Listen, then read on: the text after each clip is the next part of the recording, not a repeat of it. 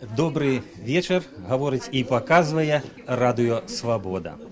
Неўзабаве у гэтым памяшканні у сядзібе Беларускага народнага фронту распачнецца прэзентацыя новай кніжкі з бібліятэкі серыі бібліятэкі радыё «Свобода» 21 стагоддзе. Гэта кніжка вядомага навукоўца, медыка, прафесара Юрія Бандажэўскага, які быў калісьці палітвязням, а зараз вымушаны пакінуць нашу краіну. І, на жаль, у прэзентацыі свайго унікальнага выдання асабіста ён прыняць не зможа ўдзел.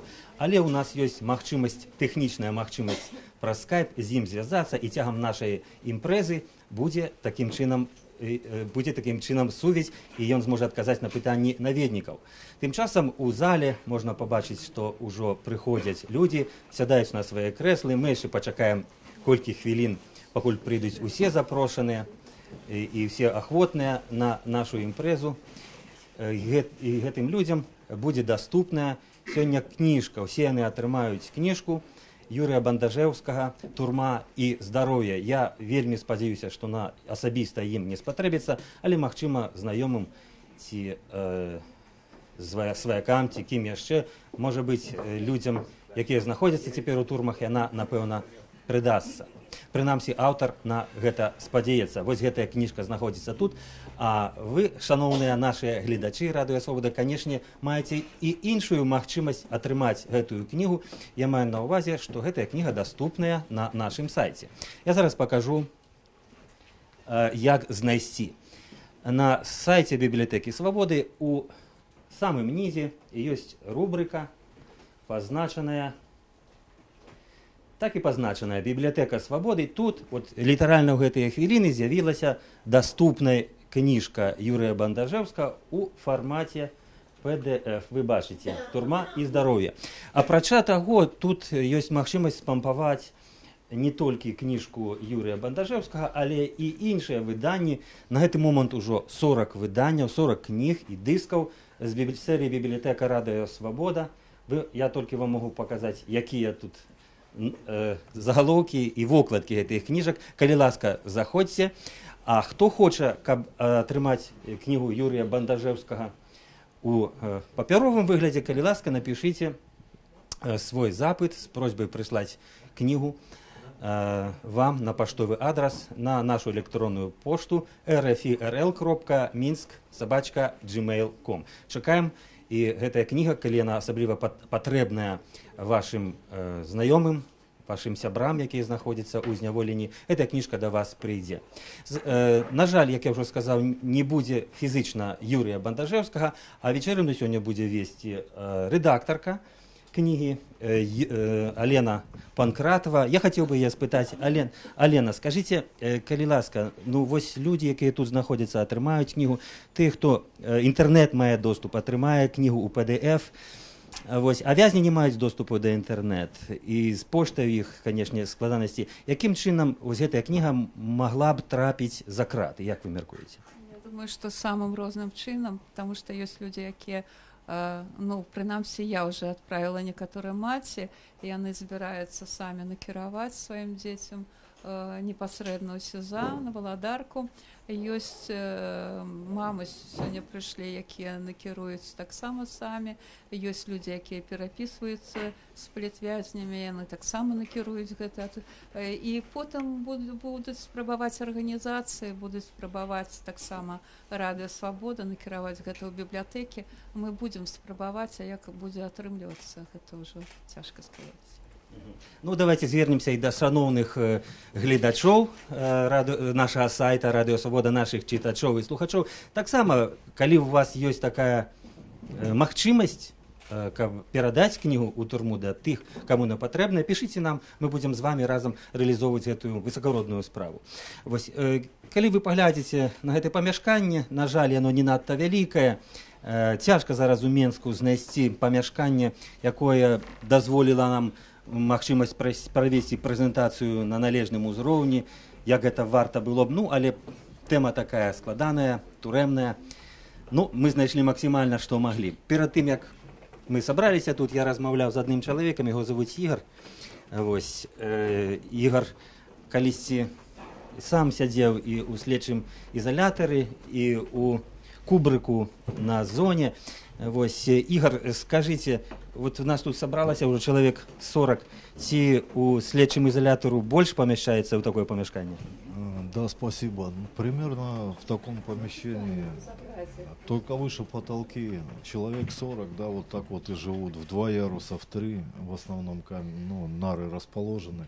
Сейчас уже 3-й ярус убирают на Володарского, стараются где-то в 2. Ну вот это помещение, если взять так по площади, это 2 камеры средних, только выше потолки, и в которых человек, наверное, 30-25 в каждой содержится. Вот примерно такие условия. Ну, все-таки спадзяюся, что у нас лепшие умовы, у нас есть воля, и у нас больше паветра. А калі будзе мало паветра, мы адчынім вокны. Тут сярод людей, якія прыйшлі, сярод людзей, якія прыйшлі на нашу імпрэзу, ёсць маці аднаго з тых, хто зараз знаходзіцца у камеры, маці актывіста Маладога фронту Эдуарда Лобова. Я хочу зараз да яе падысці и спытать, скажите, добрый день, скажите, калі ласка, ці удалося Эдуарду что-нибудь з этой книжки, калі яна друкавалася на сайте, атрымаць? Ему патрэбныя такие парады, якія піша у своей книзе профессор Бандажевский. Да, вы знаете, я передала ему, распечатывала с сайта выдержки из этой книги и пересылала ему. Ну, сейчас, надеюсь, попробую переслать всю книгу. И после того, как он ее прочитает, надеюсь, она попадет в библиотеку тюремную и, надеюсь, будет пользоваться там спросом.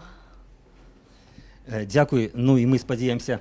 А хочу сказаць і вам, і сваякам іншых палітвязняў, што кожнаму з 14 палітвязняў, якія зараз ёсць у Беларусі, Юрый Бандажевскі асабіста падпісаў, і такая кніга, спадзяемся, патрапіць за краты з аўтографам аўтара.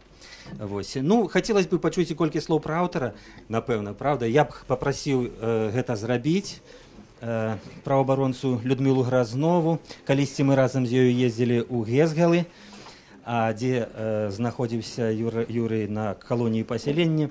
Што это за асоба? Скажите нашим читачам и слухачам, и глядачам. Одним словом сказать сложно, но, конечно, это выдающийся человек, профессор,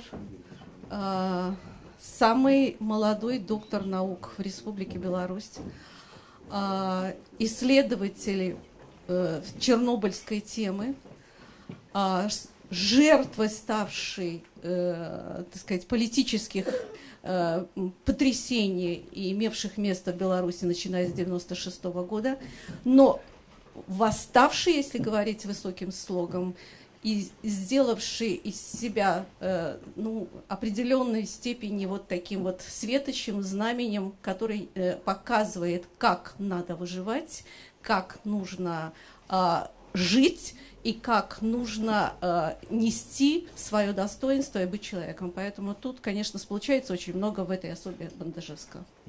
Дякую вам, вялікі Людмила, і я не могу не падысці да людзей, якія першымі прыйшлі ў нашу залу. Я не ведаю іх, але я бачу, што у гэтай жанчыны на руках дзяўчынка. Скажите, калі ласка, чаму вы прыйшлі першымі і чаму ўвогуле вы зацікавіліся такой кніжкай? І скажите, як вас зовут? Ну, меня зовут Мария. А дзяўчынку? Марта. Ну, мы пришли послухаць выступы людей, и цікава было про книжку гэту даведацца, ну, таксама почитать. Добра, что у нас ніхто ў турме пакуль не сядзіць, але ж такой час, что мы сами не ведаем, что будзе. Потому что, як кажуць, ад турмы, ад сумы не заракайся. Ну, людей цікавых побачить, послухаць родную мову. Адкуль вы даведаліся, што будзе такая прэзентацыя? Ну мы заўсёды читаем сайт Свобода. Вось. Ну и не только, и наша Нива, там, Хартия. Даведаліся адтуль. Дякую вам вялікі. Я спадзяюся, што эта кніжка вам не спатрэбіцца асабіста, але калі вы знойдзеце каму і аддаць, то калі ласка. Праз некалькі хвілін, шаноўнае гаспадарства, ўжо пачнецца афіцыйная частка нашай прэзентацыі. А гэты кароткі рэпартаж, які я правёў на сайце Радыё Свабода, я хочу завершыць тым, што сказала Марыя. Шановне господарство, читайте сайт Радіо Свобода, слухайте Радіо Свобода і час від часу, а сподіваюся, все частей глядите сайт Радіо Свобода у живым ефірі. З вами був Валер Каліновський, а праз некалькі хвілін ми почнемо нашу презентацію. Для уступного слова я хочу запросить сюди директора Менського бюро Радіо Свобода Валентина Жданко. Будь ласка.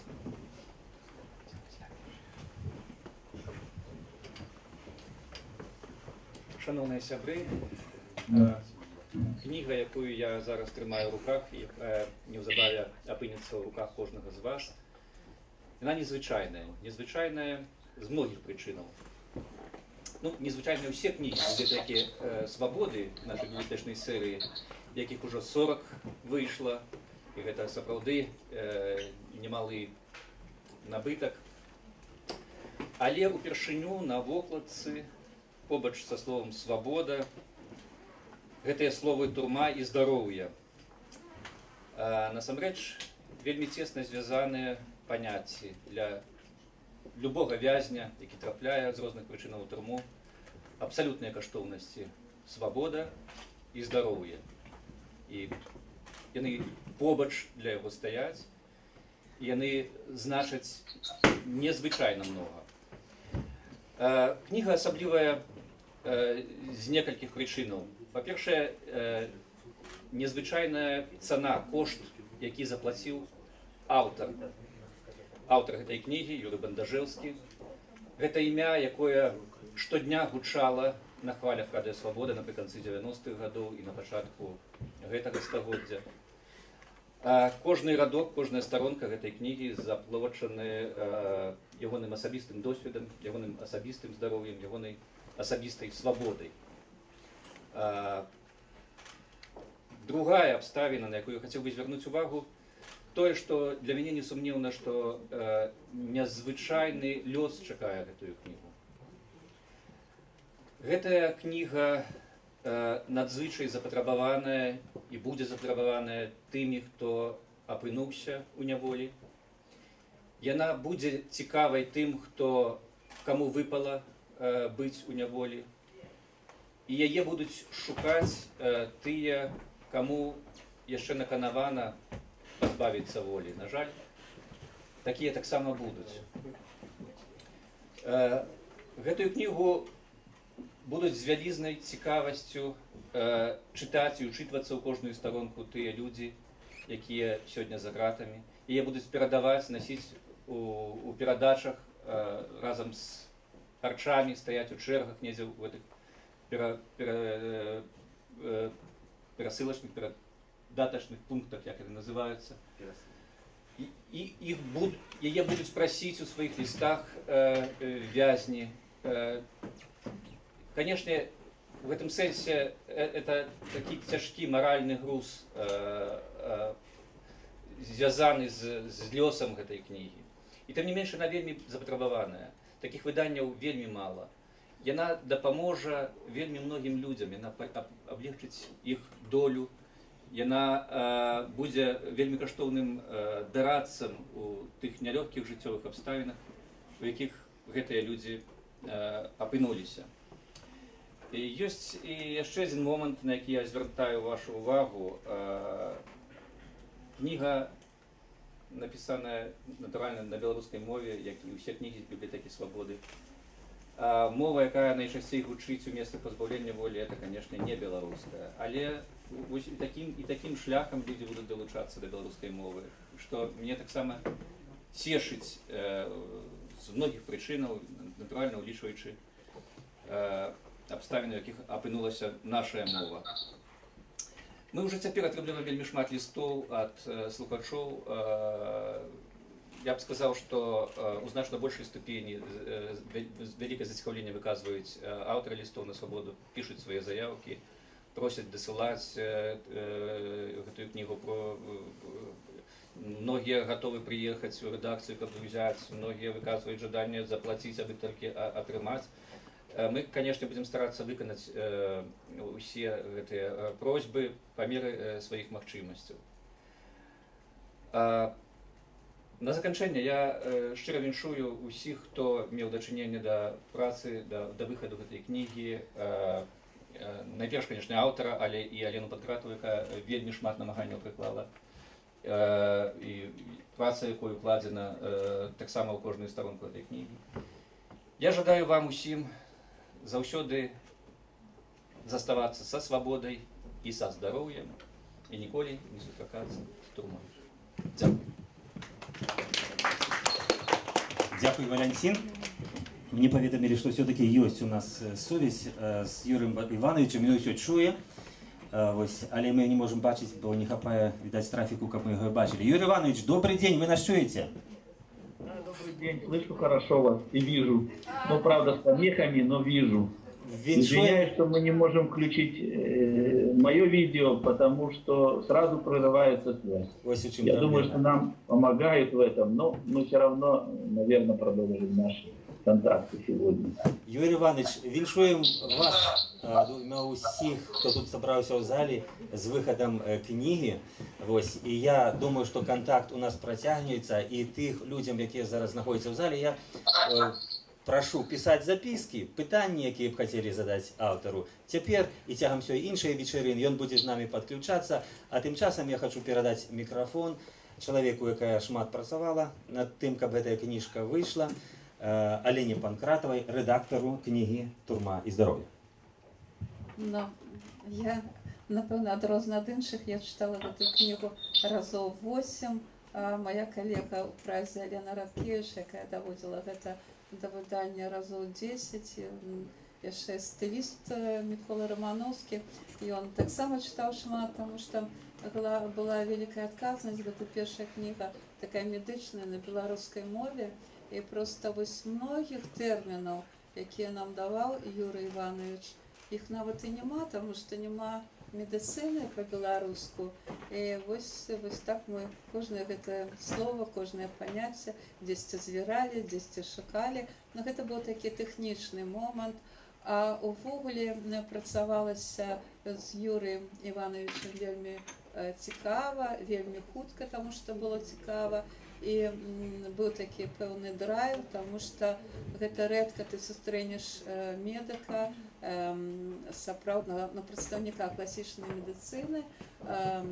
Ён спецыялізацыя, адна са спецыялізацый патолагоанатам, і гэта эксперт у галіне паталогіі нашых хваробаў, хваробаў чалавека. І калі такі чалавек кажа, што медицина классичная, она близорукая, что вось это моя интерпретация уже с того прочитанного, что то, что змагаецца медицина з нейкай хворай клеткай, но гэта не заўсёды можа і верна, тому что мы тады забываем про саму тайну человека, про яго сутнасць, тое, што ўнутры яго, і тое, што вакол яго, і кожны чалавек, які хоча выжыць, ён мусіць заглянуць сабе ўнутр і адказаць на тыя пытанні, якія ён ставіць усё сваё жыццё, і такім чынам і знайсці сілы, і сілы знойдуцца, калі чалавек сам паставіць перад сабой такую мэту.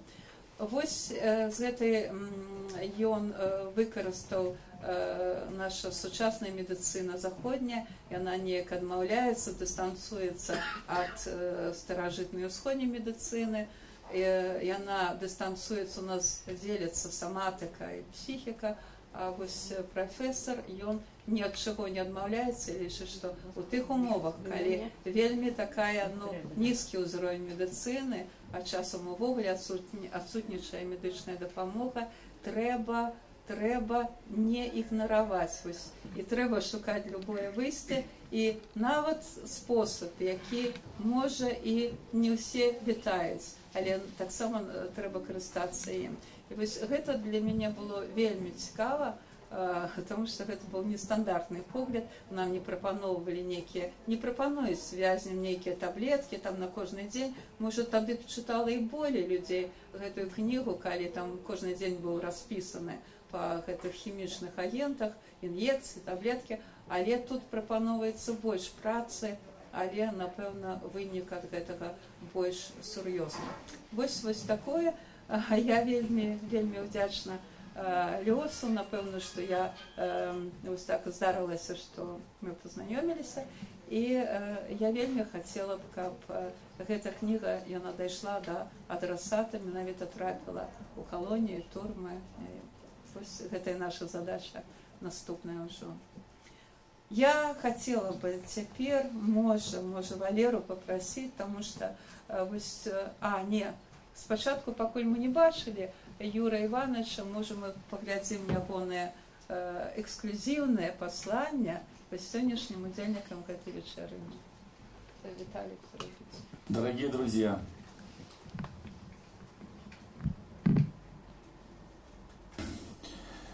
сегодня я из соседней Украины хочу передать вам сердечное пожелание, прежде всего крепкого здоровья и силы воли против ситуации, в которой оказались ваши близкие, родные люди. Это очень непросто, когда человек попадает в заключение, когда он лишается свободы. И страдает не только этот человек, а страдают и все родные и близкие, которые вместе с ним были на воле и которые вынуждены тянуть эту лямку узника. У многих из присутствующих здесь жен, матерей, их сыновья, мужья получили большие сроки тюремного заключения.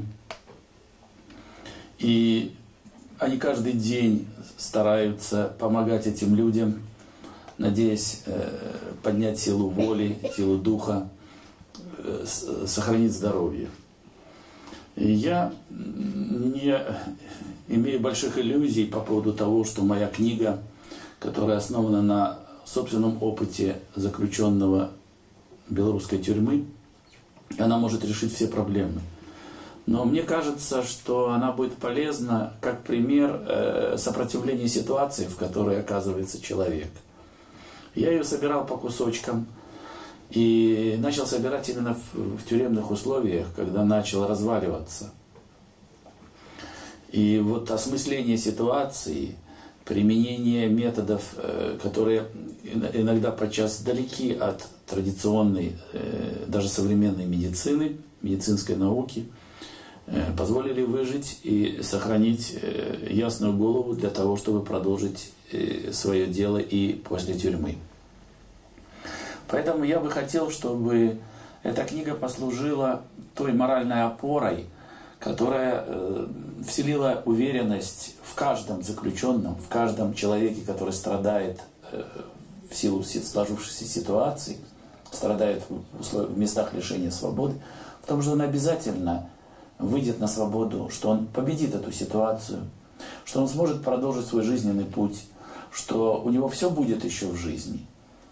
И я хочу именно этого. И с этой целью и была написана вот эта книга, прежде всего, как опыт заключенного, медика или просто человека, который не согласился с той ситуацией, в которую он попал.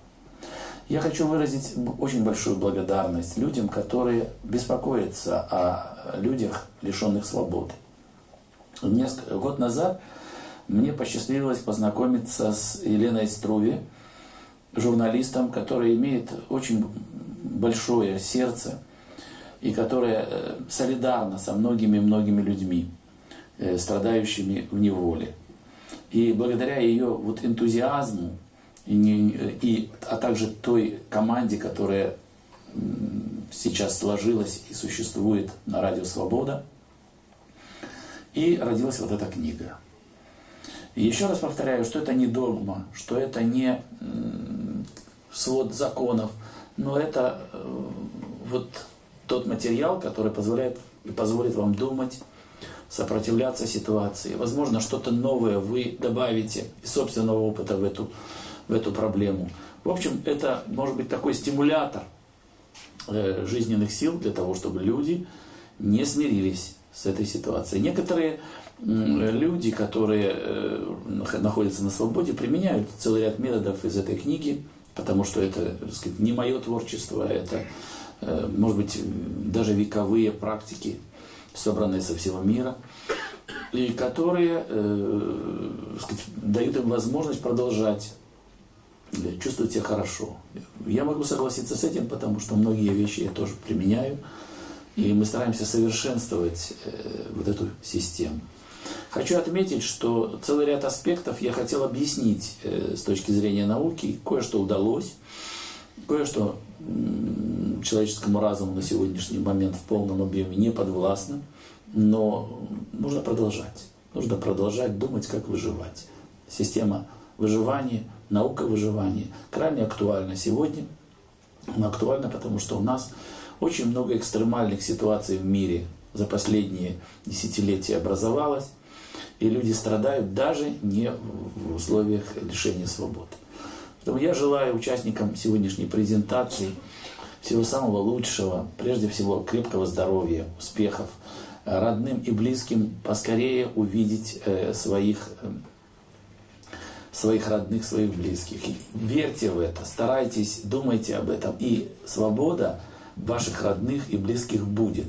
Я не забуду, когда во Франции, когда я приехал вот несколько лет назад туда, я был на большом митинге, посвященном освобождению известного политического деятеля Ингрид Бетанкур. В Колумбии она попала в руки бандитов, и начался торг.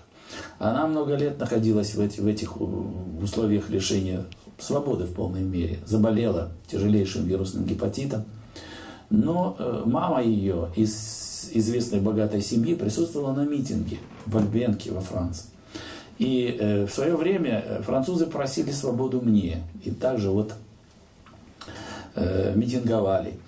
И я сказал, когда выступал на этом митинге: вы просили эту свободу, вы боролись за мою свободу, и я пришел. Я верю, что свобода придет и к вам, обращаясь к этой женщине. И так и случилось. Через год после этого митинга Ингрид Бетанкур обрела свободу. То есть слова материальные. И если много людей желают даже это, так сказать, реализовать в какие-то активные действия, они, естественно, добиваются этого. Это не значит, что только словами, но нужно верить в том, что все будет хорошо. Желаю вам всего хорошего. Спасибо большое. До встречи. Юрій Іванович, дякую вам велике за гэтыя словы. Юрій Іванович, ви нас чуєте по-ранейшаму? Ужо прыходзяць пытанні, першыя пытанні да вас з залы, і карыстаючыся этой унікальнай магчымасцю з вами гутарыць, я хочу зачытаць это пытанне.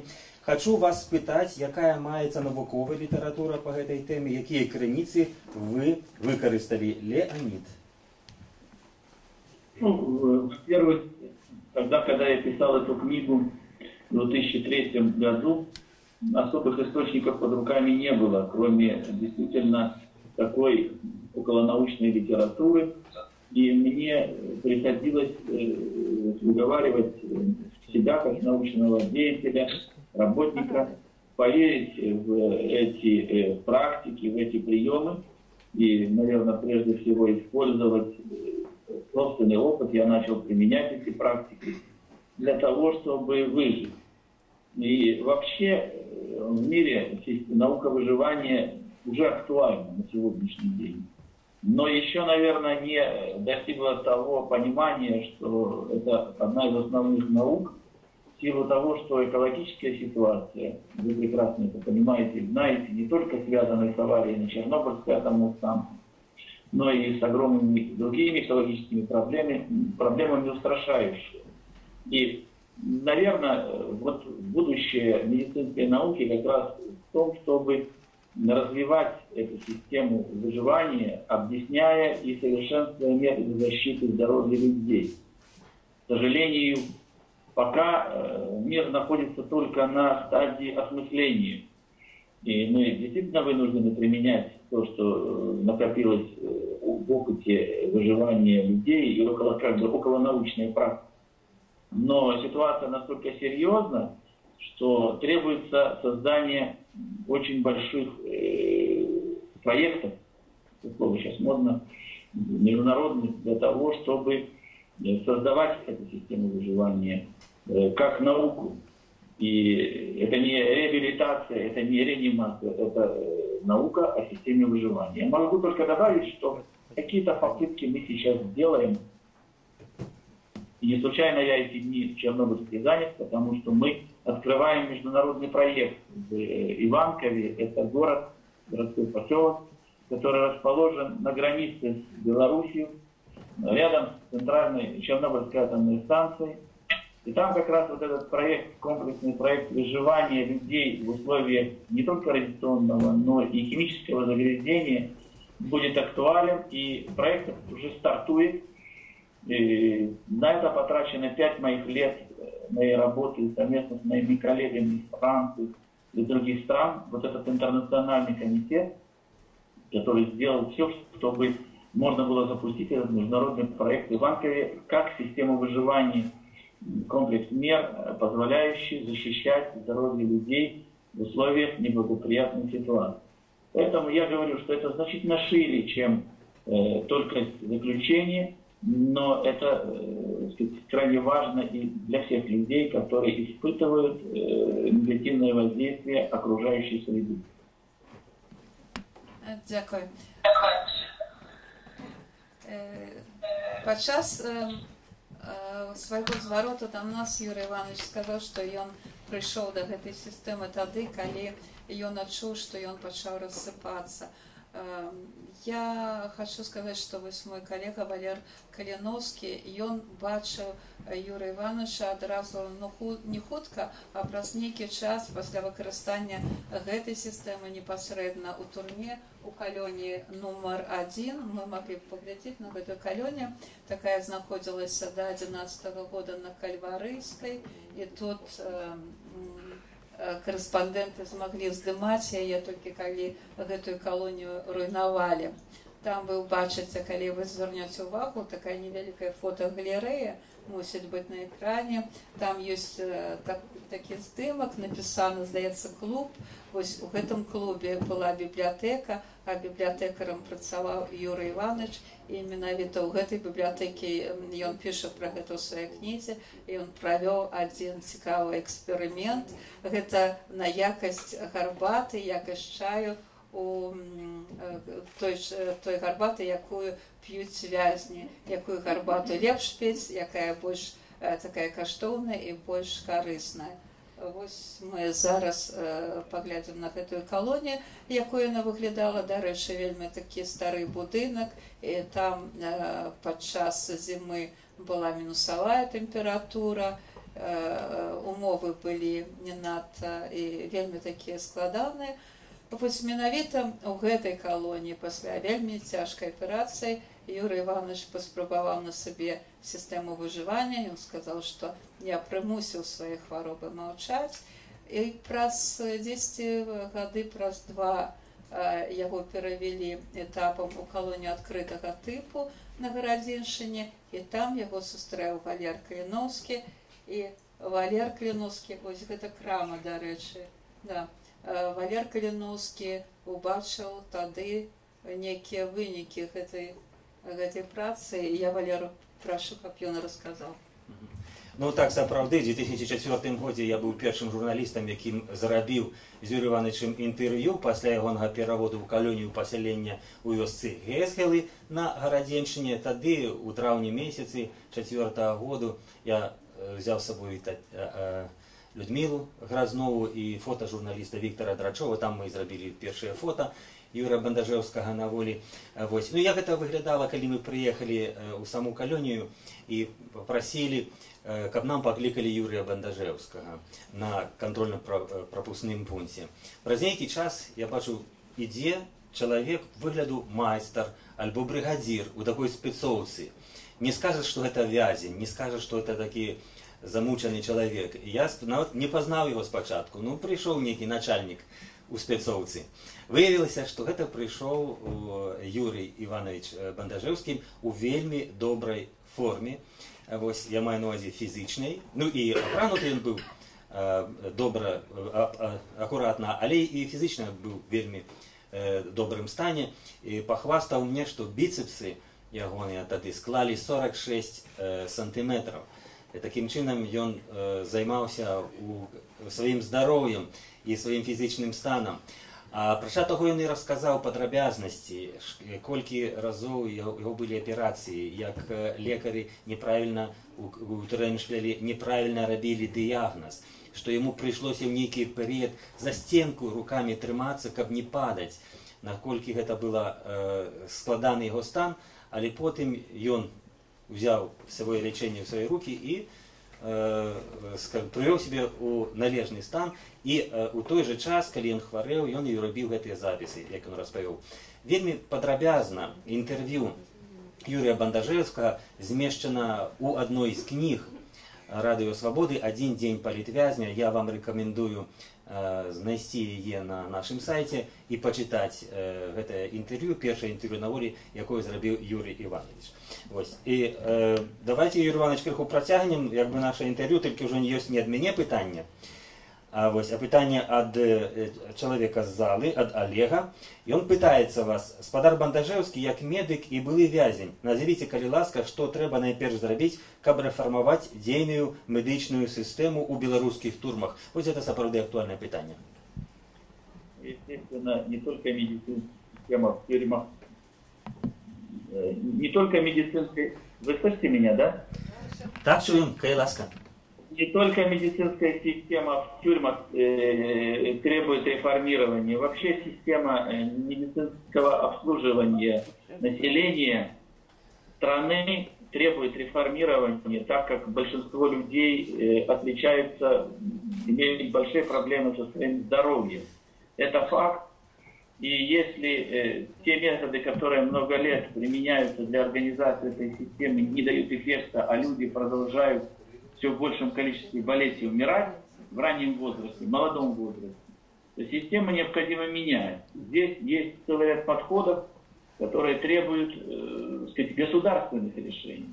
О чем я и говорил, когда был ректором университета, нынешний мединститут, нынешний университет, и ставил вопрос перед правительством о необходимости изменений. В свое время я подал эту реформу здравоохранения, предложив целый ряд вещей, которые необходимо было внедрить, они не потеряли актуальности сейчас, для того, чтобы вернуться лицом к людям.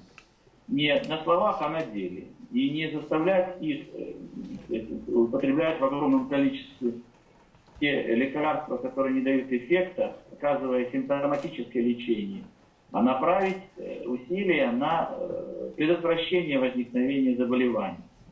Для этого есть и наши разработки, моих коллег и других ученых. Это не секрет, и это просто нужно применять. Я далек от мысли, что нужно прекратить помогать уже больным людям, но профилактическая медицина должна занять основное место. Это не значит, что все должны до одурения бегать по парку, не анализируя свое здоровье. Но человек должен действительно реально знать, какие у него существуют проблемы, начиная с детства. Это все можно делать. Еще раз повторяю, что вот нынешний проект, который мы пытаемся внедрять с помощью моих коллег, единомышленников и уже действительно международных структур в Украине, он направлен как раз на раннюю профилактику возникновения заболеваний людей, которые находятся и живут длительное время в крайне неблагоприятных условиях. И вот это нужно принимать во внимание. Пенитенциарная система – это один из вариантов этой системы. И, конечно, она отличается своей уродливостью, но это зеркало всей государственной системы, всего государственного здравоохранения. И естественно, что какая государственная система здравоохранения, такая и медицина. В пенитенциарной системе она ничем лучше, еще, может быть, даже хуже, потому что в силу того, что есть какие-то определенные проблемы. Однако я не хочу мазать дегтем специалистов, которые работают в этой системе, и приведу пример из собственной практики, когда меня привезли первый раз, когда меня, грубо говоря, издевались надо мной, возили меня еще без приговора, привезли меня вот в эту республиканскую больницу из Могилева после этих моих заключений, когда я чуть не погиб. И начали меня сдавать следовать сыщики эти в приемном пункте больницы и начали издеваться надо мной. Доктор, который принимал меня, был, по-моему, психиатром. И они начали ругать мой университет, Гомельский университет, который я создал, которому отдал почти 10 лет жизни, который был самым дорогим ребенком для меня. И доктор заступился сразу. Он сказал: я не позволю вам так говорить, потому что выпускница нашего Гомельского медуниверситета работает у нас. Это самый лучший доктор, это невропатолог. И я убеждался, что люди могут помочь, хотели бы помочь узникам, но сама система очень уродлива, условий никаких для того, чтобы им помогать. Ну, конечно, встречаются разные люди среди них. Но вот есть и там светлые тона. И я видел даже, как эти врачи относятся к заключенным. Не все плохо относятся. Есть люди, которые солидарны. Есть, конечно, и, нужно искать слова, чтобы их охарактеризовать, но есть и люди, которые, вот, они помогают этим больным, как могут, помогают в этой ужасной системе, понимая, как эти люди страдают там, как они ждут поддержки. И я помню, что когда я был уже в очередной раз в больнице, у меня уже была достаточно большая уверенность в том, что я выживу, и я обязательно выйду на свободу.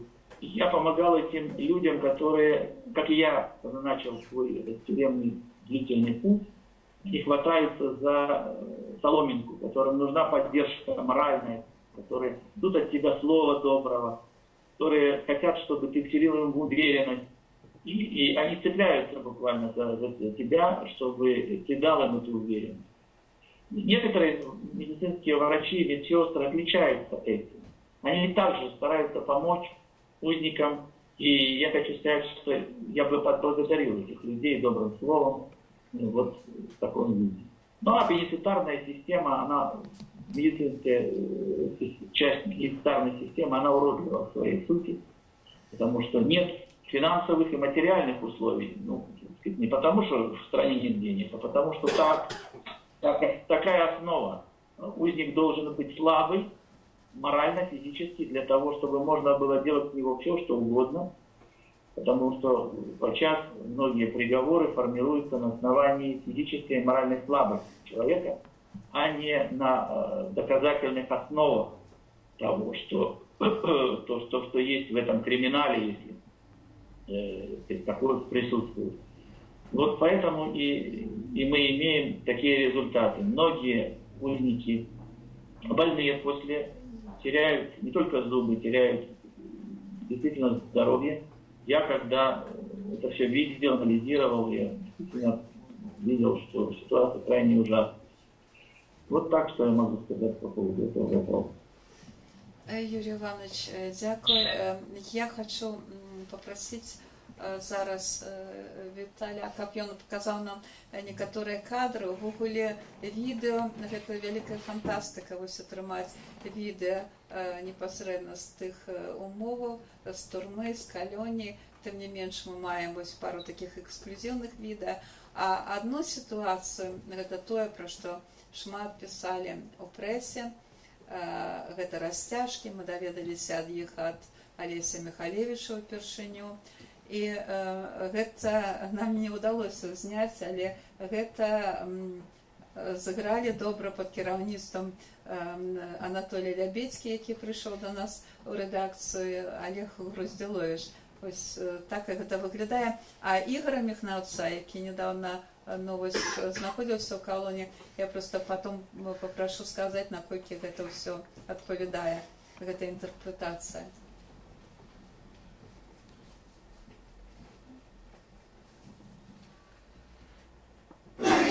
Тренинг для Радио Свободы. Ну, конечно, что ты не в очередь глядишь. Мордой в пол. Первые были выказывания, потом были мордой в пол. Мордой в пол, да. По-другому руки перепадем все дышать. Мордой в пол, это самое сильное. Особисты даже... Колбасы можете? Чтобы не рожи строить. На стенке. На стенке такой. Руки. Ладони выверни. Выверни ладони. Вот так, это на митинге. Раздевайся. Ты в походной будем программе?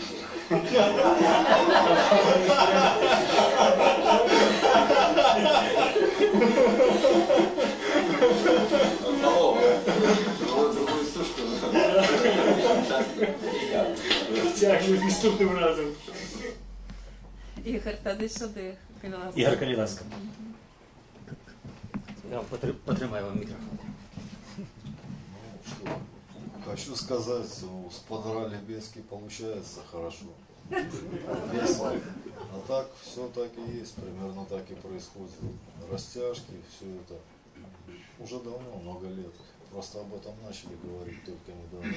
У них есть такие методы психологического воздействия, как просто вывести всю камеру на коридор, матрасы, вещи взять в руки и гонять на сборные еще куда-то с матами, собаками. Ну, так, там нет прозрачности этой системы в общественности. Вот благодаря, в частности, Радио Свобода, хочу сказать, лично при мне, когда я отбывал в Ивацевичской колонии с Николаем Автуковичем, благодаря вот вниманию, поддержке Радио Свобода было намного легче там сидеть, отбывать сроки, и даже само отношение администрации колонии, все, чего не боялись, это информации, выход любой правды в общественность. І ми це робимо. Так, Ігор не відходить, я ще чекайте. Зараз буде ще одно відео, і Ігор мусить позвати. Я хочу сказати, що дослали так само з этой 5-й Івацевської колонії нам його. Це відео винесено було таким контрабандним шляхом. Яно називається, воно було на многих сайтах, потім передруковане. Шмон пройшов як ураган. А Ігор гэта каментаваў з калёні, мы змянілі голас ягоны. Вось зараз поглядзіце. Прошел ураган. В месяц бывает раз, несколько. Все нары сдвинуты, вот эти двухъярусные железные тумбочки разобраны, все переломано. Это всегда так. На улицу выгоняют всех через обыск, там осматривают карманы, ощупывают металлоискателями. И остаются одни сотрудники, никого со служебных не оставляют, и вот они начинают ломают все, не глядя на ремонт никакой. Отдирают плинтуса, разворачивают табуретки, тумбочки разбирают, ищут какие-то там тайные места, где можно что-то спрятать. Везде, даже в подушках, в матрасах, где только можно.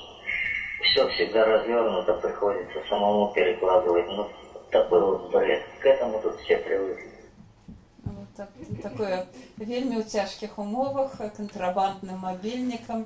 Гэта было знята ў 2011 годзе, а вось гэта пазней, ну, таким чынам выглядала ці...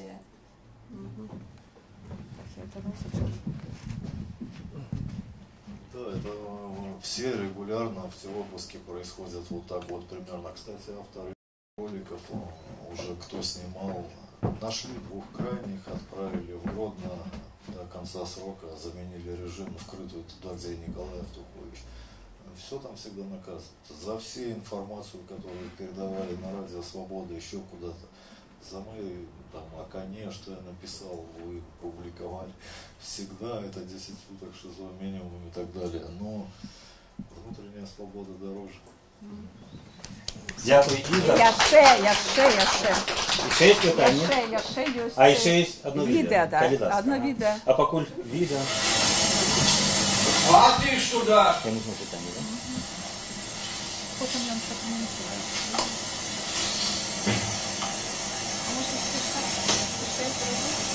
Тишей.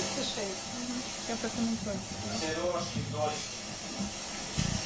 Вось гэта праграма называецца «Рок супраць наркотыкаў». Яго рабілі таксама асуджаныя 5-й калоніі ў Івацевічах. І гэтыя хлопцы, некаторыя яны якраз сядзяць па артыкуле 328 наркотыкі.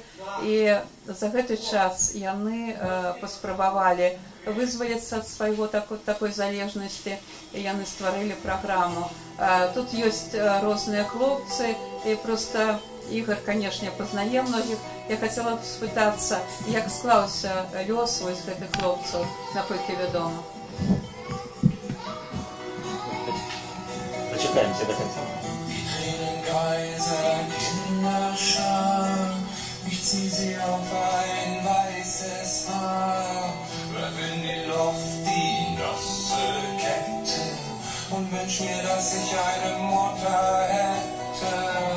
Keine Sonne, die mir scheint, keine Brusthaarmilch geweint. In meiner Kehle steckt ein Schlauch, noch keine Nadel auf dem Bauch.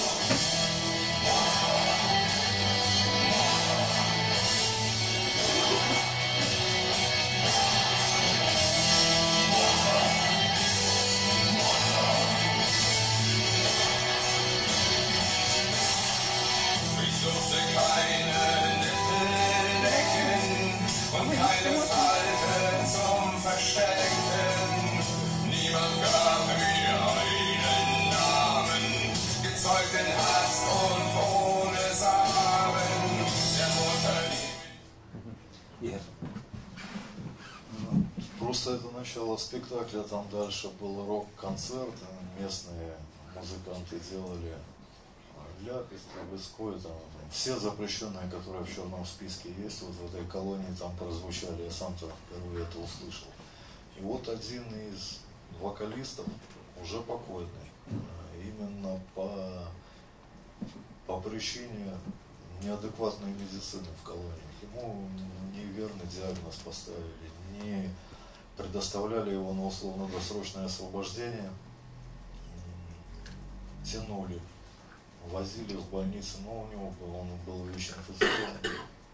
В итоге прямо на носилках его принесли на суд, судил такой судья Кухацковолец Васильевского суда, освободили его условно-досрочно, и буквально через 5 дней он умер здесь, в Боровлянах где-то, в больнице.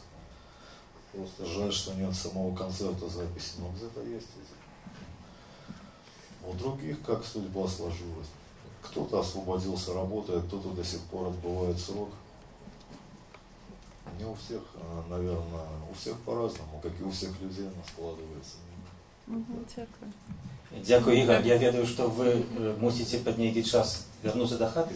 Надзор, да. И то, что вы сегодня тут выступили, вам ничего не будет за это? Да, уточню. Я вообще тут не имею права находиться, у меня превентивный надзор, который меня привязали, и чтобы мне попасть сюда, мне надо было брать какое-то разрешение, но когда меня зовет Радио Свобода, я свободный человек. Я приеду, несмотря на их придуманные дурацкие надзоры. Дякую вам велике. Слухайте Радіо Свобода. Вельми приємно чути слово, що у турмах шанують свободу, і Радіо Свободу, і свободу як таку. І я хотів би сказати пару добрих слов про Алену Панкратову. Це уривки відео, взяті з тих програм, які вона підрихтувала для сайта і для ефіра Радіо Свобода. Її програма називається «Свобода у турмах». Це сапраўды унікальний проєкт у білоруській журналістиці. Это вельми важный проект, это вельми гуманный проект. Дякую, Лена, тебе за такую працу. Дякую за такие слова. Теперь яшчэ у нас есть відэо, якое сведчыць про то, что Юрий Иванович Бандажевский, он зусім, так сказать, не унікальны ў плане выкарыстання гэтых тэхнікаў усходніх для падтрымання здароўя. И я попрошу Виталя показать видео. Некоторые пару практикований, может, вы убачите и возьмете себе, так сказать, на узброение.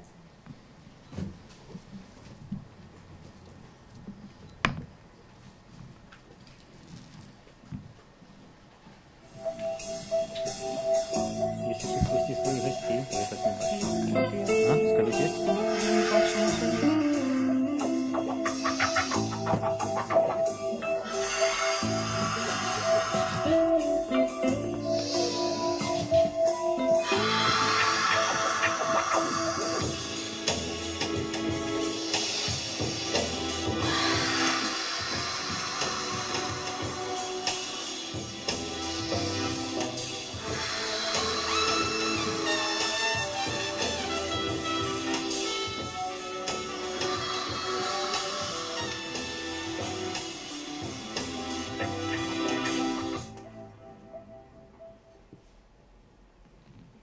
гэта Сергей Скрабец, я не ведаеце, ёсць ён?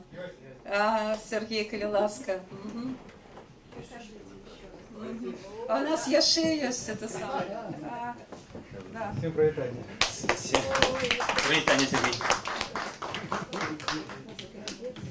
По-перше, хочу сказать, что коли я находился за кратами, то так само слухав, была такая магчимость увидеть задом стою. Радіо Свободу, это вельми підтримувало, бо хотя там и глушилки стояли, але где-то, ну, все равно можно было, там передали такие приемник добрые, что ловили. Ось, тому это вельми важно, что вы выходите, что підтримуєте. Что дотычится этой книжки, то я ее вельми важливо читал. Это, конечно, бестселлер, могу сказать однозначно, бо, конечно, то, что она написана на белорусской мове, это добро, бо это многих подвигнет тому, как ее вывучать, бо там есть термины на медицинские, коли, ну, треба до словника звертаться, ось, и, конечно, можно было порадить эту книгу уже почать вивчати многим нашим чиновникам, які працюють сьогодні в адміністрації, там, директорами, бо усім їм кожен тиждень кажуть, що вони сядуть за крати. Тому це бестселлер в нашій країні однозначно. Ось. А, конечно, я лишу, що потрібно було б її перекласти на русскую мову, ось, как бы она была больше, скажем так, запропонована іменно у колоніях у тих, хто там сидить, бо літератури там вельми мало. Ось, і то, що Бандажевський это по крохам собі збирав, це видно по книзі, бо той літературою, якою він користався, це, ну, тяжкий труд. Бо я сам, у нас була книжка така у колонії «Майстер» Аоша. Так вона була як там черга була там на год, щоб її прочитати. Вже не то, що там про 5 тибетців, там казати, типа другі практики, про які розказує Бандажевський. А тут все у одной книги собрано. Я лечу, что это, ну, настоящий бриллиант. Ну, дякую ему. Я думаю, что он меня чує. Это классно. Дякую. Дякую, Сергій. Юрий Иванович, чуете? Тись на месте. Я пробуду на связи, потому что, к сожалению, сейчас у меня начнется через какое-то время церемония встречи с людьми, которые участвуют в проекте, но я очень рад, что принимаю участие в этой конференции. Дякую вам, великий Юрий Иванович.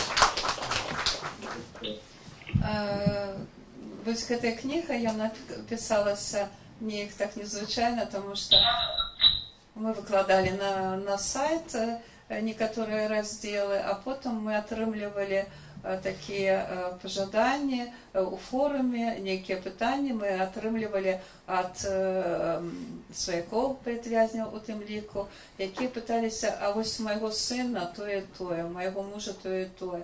І, напрыклад, Марына Лобова, якая тут прысутнічае, яна спыталася ў Юрыя Бандажэўскага, чаму вось вязні сутуляцца. Яе сын, ён заўсёды такі спартовы, такі быў, і калі яна прыехала ў калонію, яна ўбачыла, што і ён, і многія іншыя маладыя хлопцы, яны нейкія сутулыя, і вось спецыяльна для гэтага Юрый Бандажэўскі напісаў адмысловы раздзел.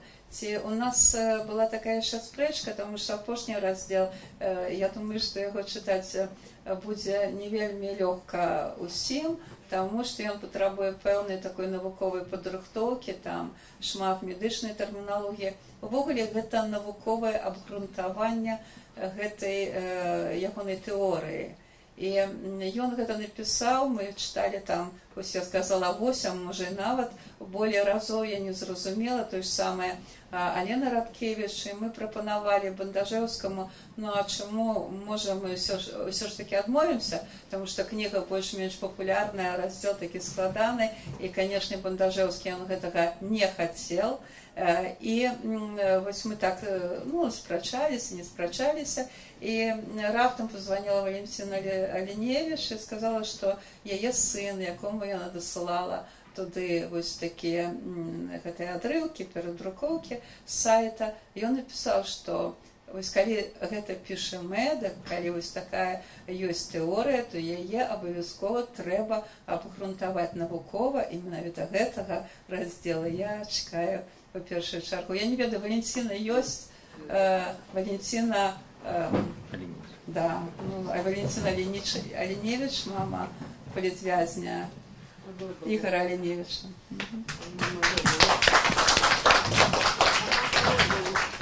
Валентина недавно представляла книжку сына Еду Магадан. Да. Ну, я, может быть, без микрофона? Да я могу и без микрофона. Видите, у меня такое тоже обгрунтование, не просто так. Ну, во-первых, Юрий Иванович говорил, что не только эта книга для заключенных, но и для их семей, которые страдают зачастую, как утверждают наши мальчики, что нам гораздо тяжелее, чем им. У нас все в порядке, у нас не переживайте. Вот. И, конечно, вот это количество, не только те люди, которые сидят в тюрьмах, но и те близкие, которые их окружают, они тоже страдают. И эта книга и для тех людей, которые вообще попадают в экстремальную ситуацию. А то, как мы сейчас живем, это и есть экстремальная ситуация. Потому что вот Юрий Иванович говорит вообще о жизни как едином целом. А посмотрите, что у нас делается. Ну, я не говорю про нашу политику и социальную жизнь, а один Чернобыль пережили, сколько онкобольных. Строим новую, Островецкую атомную электростанцию. Вырубаем последние деревья в этом Минске. Травим все, что только можно травить. И попробуй что-нибудь только скажи. Сразу же за решетку. И мы тут за решеткой, и там за решеткой. Поэтому мы вот, я все время ношу с собой, потому что время особенно нету. Мы вот, мамы и жены, занимаемся тем, что действительно везде громко говорим о том, чтобы освободили наших мужчин. Но стараемся, вот я даже все разучила, я честно говорю, но, к сожалению, каждый день вот это делать не могу. И я хочу вам сказать следующее, что вот мы часто жалуемся, что мы песчинки в море людском, да, что такая ситуация вокруг, и такая система, и такая жизнь, и мы ничего не можем сделать. А вот Юрий Иванович Бандажевский своей жизнью показывает и показал нам, сколько может сделать один человек. И абсолютно не зная нас, он своим примером, своей вот этой книгой, своей готовностью нам помочь, своим желанием помочь. Вот я его не знаю лично, но вот тепло его сердца я очень ощущаю. И большое вам спасибо за это. Ну и второе. Эта книга очень вовремя появилась. Хотя Юрий Иванович написал ее не сейчас, а в 2003 году. Но, и как Игорь говорит, что это все уже было, мы просто этого не знали.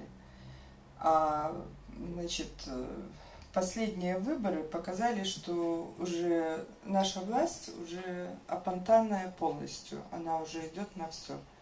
И она уже пачками людей садит в тюрьму.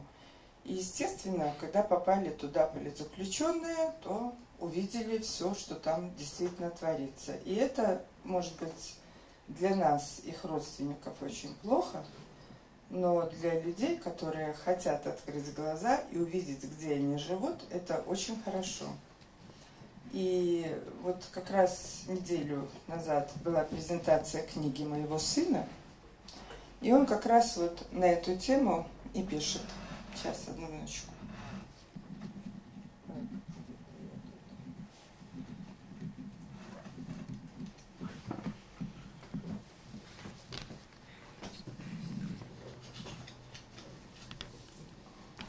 цифры вещь упрямая, поэтому давайте посмотрим в глаза цифрам. За 20 лет в стране пересидело в тюрьмах и лагерях не менее 500 000 мужчин. Всего через пенитенциарную систему, учитывая химиков, колонии поселения и прочее, прошло не менее 1,2 миллиона человек. В подавляющем большинстве мужчин, то есть 60-70 тысяч осужденных ежегодно. Это при общем количестве трудоспособных мужчин 2-2,5 миллиона в стране. То есть каждый второй мужик столкнулся с системой, а каждый пятый, 20%, подвергся тюремно-зоновской обработке. Нацисты считали, что при ликвидации 15% населения репродуктивного возраста народ деградирует. Троцкий при подавлении казацких мятежей на Дону предлагал уничтожить такой же процент взрослого мужского населения. Как иначе можно трактовать такое совпадение? Говорят, белорусы такие-сякие, ничего нормального нет, все через одно место. А как по-другому, если сажают и сажают пачками? Мы можем видеть, к чему за 20 лет привели эти микроизъятия. Развитие общества застопорилось, убогая культура, ослабление нравственности, размывание порядочности, массовое равнодушие, отсутствие сопротивления властям. Вот он, духовный геноцид.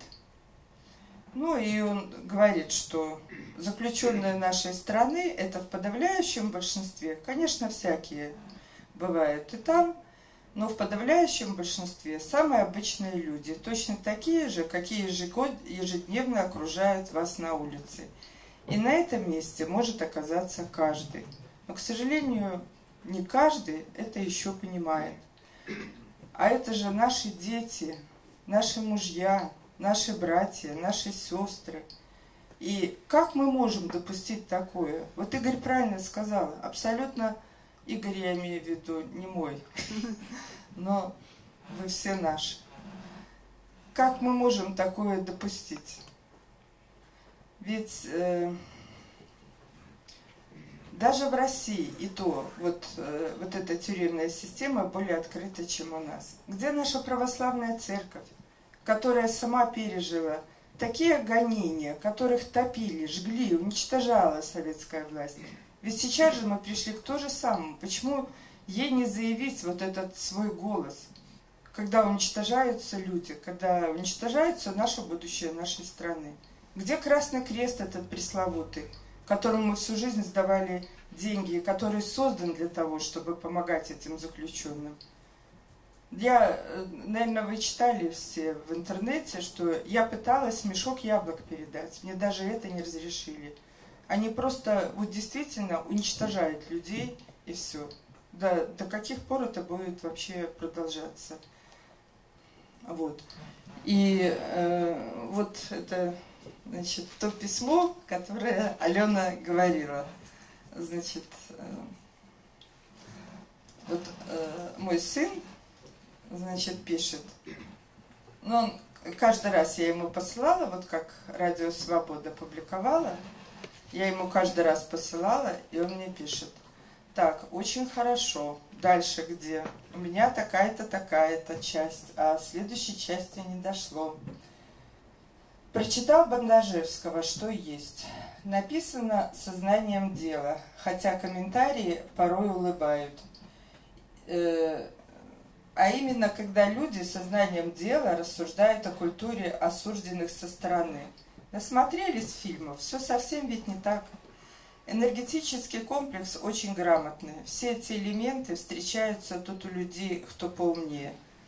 Я, правда, привык разминаться, как на тренировках у себя, но в камере его комплекс лучше подходит. Больше всего меня заинтересовали психотехники. Может, научной обоснованности он и не приводит, но могу сказать, что я медитировал очень похоже. Например, есть аналогии волку, разрывающему своих врагов, или приобщение к корням, когда черпаешь силу в коллективном прошлом. Буду теперь сознательно пробовать так погружаться, посмотрим, как получится. Посредством исцеления не знаю. мой вывод такой. У тех, кто регулярно занимается физкультурой, проявляет юмор, ищет смысл в своем положении и строит планы на будущее, более высокий жизненный тонус и позитивная аура в общении. А те, кто забивает на себя, живут либо как гремлины, либо как овощи, две крайние формы реакции на стресс. В общем, хорошая работа. И вот как раз сегодня у него побывал адвокат, потому что за то, что, ну, я не знаю за что на самом деле, но посадили в ШИЗО на 20 суток.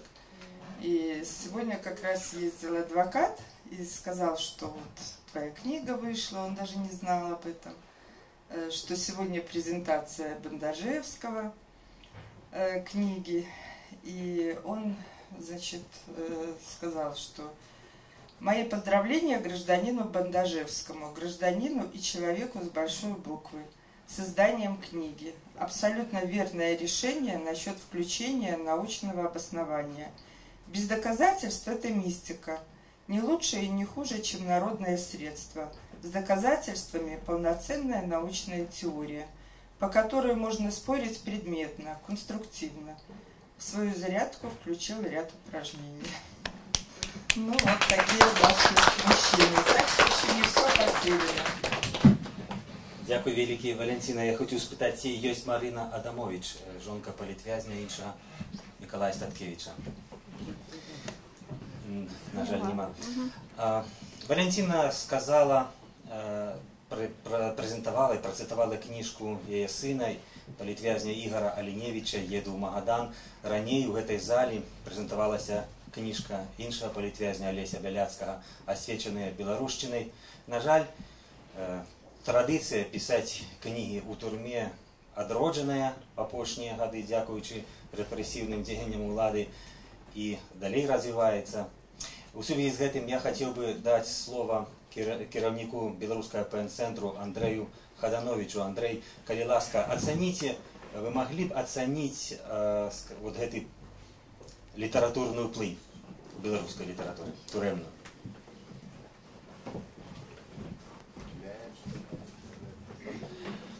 Добрый день, шановные коллеги.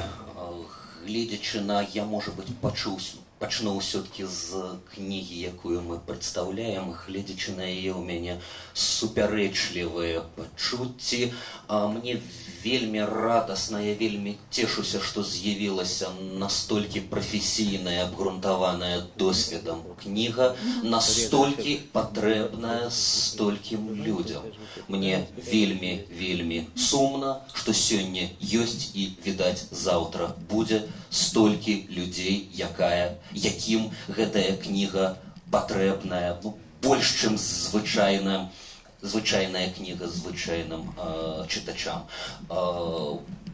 Один из самых важных комитетов у международном ПН-клубе, комитет, який называется «Письменник у зневоленні». На жаль, комитет, у якога больш за ўсё працы у самых розных краінах, комитет, у якога подставы для працы ўсё больш і больш з'яўляюцца у Беларусі. Калі глядзець на гісторыю беларускай літаратуры дзе-небудзь з-за канца 19 стагоддзя, нічога сутнаснага да лепшага не змяняецца. Яна адбываецца паміж Пішчалаўскім замкам, Амерыканкай, Акрэсціна, Жодзіна, Бабруйском, и вы разумеете, что я маю на увазе.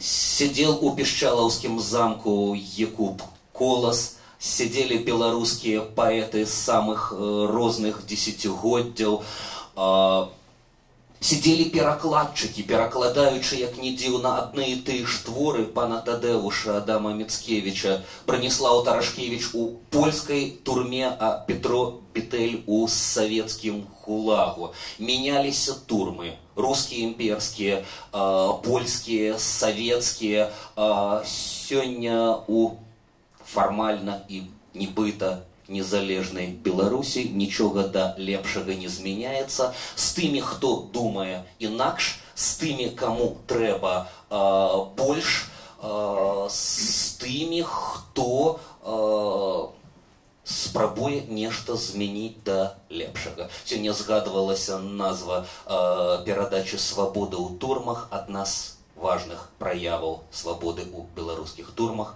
беларуская літаратура ў беларускіх турмах.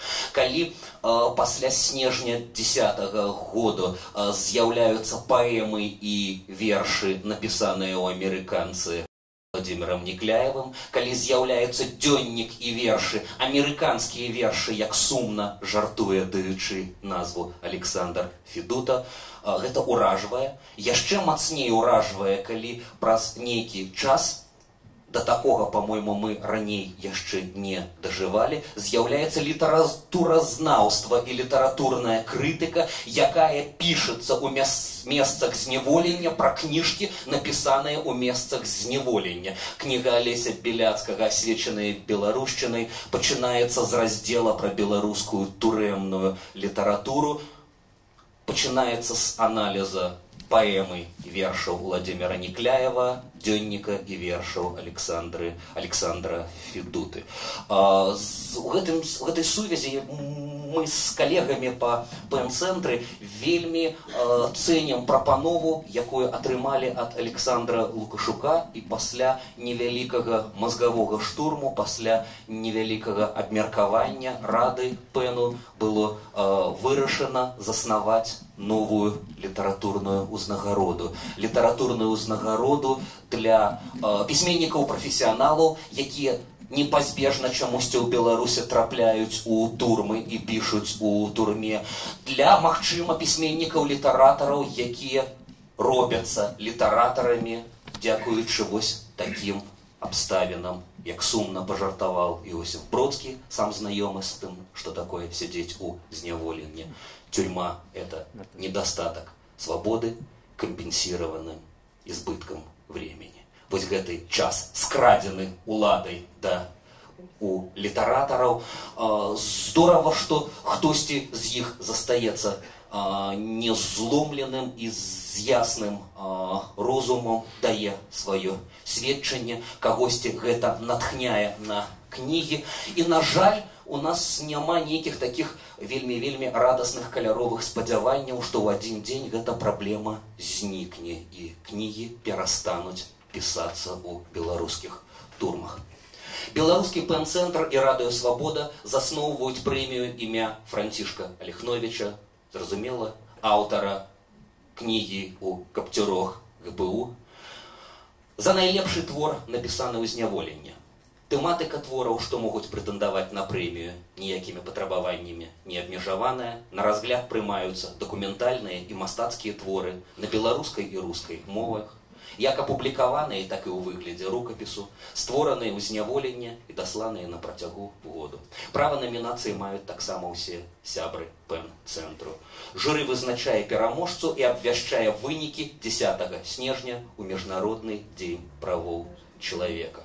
Пераможца будзе ўганараваны, атрымае ўзнагароду, яго твор прагучыць у эфіры Радыё Свабода і будзе апублікаваны на сайце. Дасылайце, калі ласка, свае творы альбо творы сваіх блізкіх, сваіх калегаў да 1 снежня 2013 года. Арганізатары плануюць уручаць прэмію імя Францішка Аліхновіча, пакуль сітуацыя ў краіне будзе даваць для гэтага падставы. Арганізатары маюць спадзеў, што прэмія гэта як найхутчэй страціць сваю актуальнасць.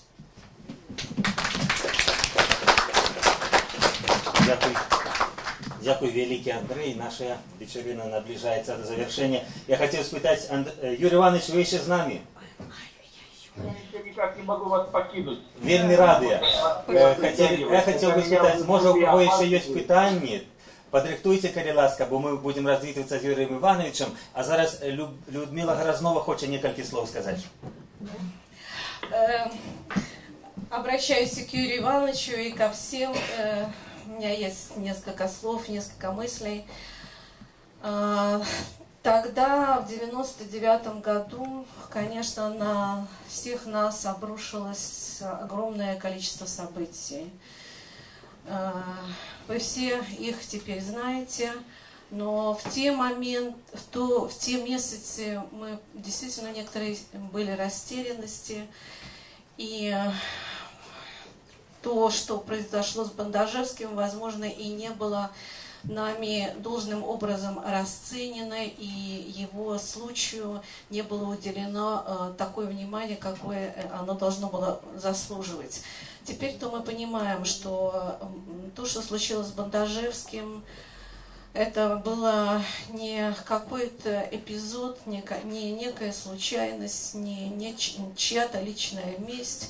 Это был системный случай по, так сказать, трансформации того уже как бы перестроечного общества в постсоветское сегодняшнее состояние, аморфное, апатичное.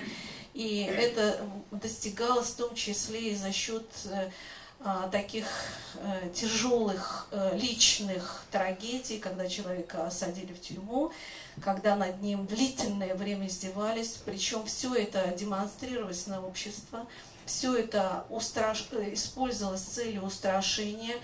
И тогда, в общем-то, мы еще, может быть, не совсем понимали, что происходило, но теперь уже многие осознают и разумеют, что действительно работала система.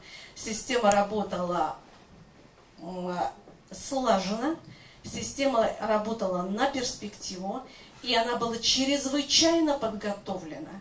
Я понимаю теперь, почему оказался вопрос о смертной казни в референдуме. Совершенно не случайно. И, кстати, этот вопрос даже не мог быть сделан с подачи каких-то наших аналитиков белорусских. Это невозможно. Таких людей в Союзе было пяток, которые знали и понимали символизм введения такого вопроса. Поэтому нужно смотреть все глубже, и надо понимать, что та трансформация, которая была осуществлена в Беларуси, которая продолжается сегодня, она делается не только нашими руками. Но, возвращаясь к Бандажевскому, я хочу сказать, что я была под личным очень большим впечатлением, когда мы действительно с Валентином ездили туда, в эту колонию, поселение.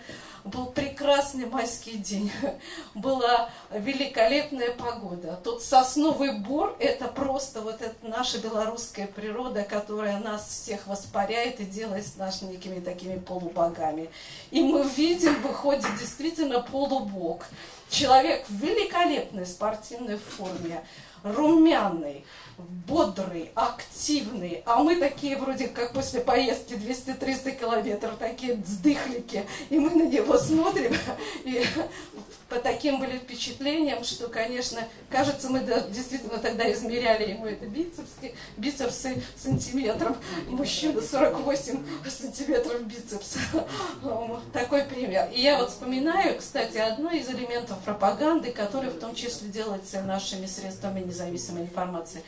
Тот снимок, который постоянно давался в народной воле, когда Бандажевский поникший, когда он как дитя, и его жена, как, так сказать, матерь, Богоматерь над ним, это абсолютно не свойственно Бандажевскому. И перед людьми осталась вот эта картина сникшего, сломленного, несчастного Бандажевского. А он же ведь абсолютно не такой. Поэтому от нас самих, от СМИ, от журналистов, от людей, интеллектуалов, ну, настолько сегодня много зависит. Не тюрьма только меняет общество, абсолютно телевизор в первую очередь. Почему сегодня вот нас не так много? Потому что сидят, наверное, смотрят очередной телесериал или еще что-нибудь в этом роде. Поэтому вот тюрьма, конечно, страшная, но это не самое страшное оружие, которое сегодня используется политтехнологами. А Бандажевскому самый, так сказать, как говорят, большой респект, уважение, и мы еще имя его услышим. Я думаю, вот мы сейчас с Александром Танковичем говорили, это будущий министр здравоохранения без вопросов. Дякую, великий Людмила. Потому что вы видели ситуацию. Да-да-да, слухаем. Юрий Иванович, мы слухаем вас. Да, спасибо большое. потому что действительно Людмила была свидетелем целого ряда таких важных моментов в моей жизни. Я знаю ее оценки ситуации, глубокие, серьезные, научные. И нам действительно не хватает в нашей жизни таких оценок для оценки ситуации. Но такие оценки могут делать только люди, крепкие духом и физически крепкие.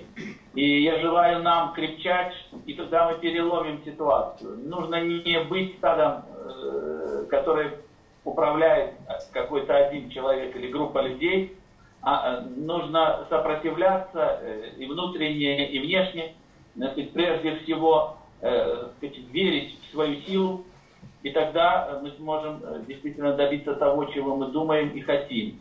И поэтому я совершенно согласен с тем, что нужно внушать молодому поколению уверенность в себе. И что бы я хотел еще пожелать? Это интеллектуального роста молодому поколению. Это пропаганда знаний у людей, которые сильны и духом, и сильны своей так сказать, квалификацией, своим умом. Это, может быть, мое пожелание и «Свободе», и другим изданиям, фэн-клубу, пропаганда личностей, которые не сломлены ситуацией, и которые, может быть, не желают карьерного роста, а желают победы разума. Такие люди у нас есть в нашей Беларуси. И в истории, и сейчас. Им нужно действительно, их нужно пропагандировать как пример будущей Беларуси. Еще раз спасибо вам всем огромное за внимание ко мне, за то, что вы делаете. Я благодарю Радио Свободу за все то, что она делает. И я так же, как и все остальные, в заключении пытался слышать, кое-что слышал на воле, на поселении уже хорошо слушал ее. И я помню даже, когда у меня наворачивались слезы, когда я слушал слова Калиновского каждый раз, и даже там голос, окраска голоса приближала меня к дому. Вы делаете очень важное дело. И желаю вам крепкого здоровья, успехов, радостных встреч, всем вам всего самого хорошего. Спасибо вам огромное. И я ситуация такова, что вы прекрасно понимаете, что я не могу туда приехать в силу того, что я действительно нахожусь в изгнании, в таком завуалированном, представленном виде, инверсионном виде, но очень жестком, с очень жесткими правилами. Поэтому я живу рядом с Белоруссией, это совершенно рядом, и я дышу этим воздухом, и климат тут такой же, как на Гомельщине, родное Полесье, и естественно, что я с вами. Еще раз всех обнимаю, спасибо вам, здоровья и радостных встреч на свободе.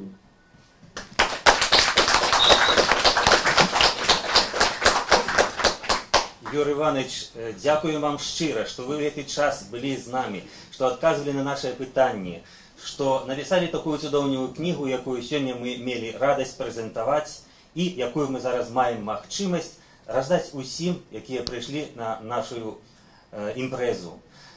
Сім'ям політв'язням ось тут відкладені особні книги, які упригожені автографом автора Юрія Бандашевського. Хотів би ще згадати нашу супольну поїздку з Людмилою у Гезгали і сказати один момент. Яна криху наполохала Юрія Івановича тим, що привезла з собою бутельку вина. Ось. І він полохався, бо режим, звісно, хоч і колонія поселення лепший, але не дозволяє такі речі. У сувязі з цим Алена має ще одну важную обвестку. Я хочу запросить вас на вино, как мы выпили за здоровье Юрия Ивановича, а так само за здоровье політв'язнів, в'язнів, тих людей, яких чекає свобода. І будемо ждать, щоб ці люди хутчей визволилися. Все. Усім здоров'я. А тим часом переходьте за книжками.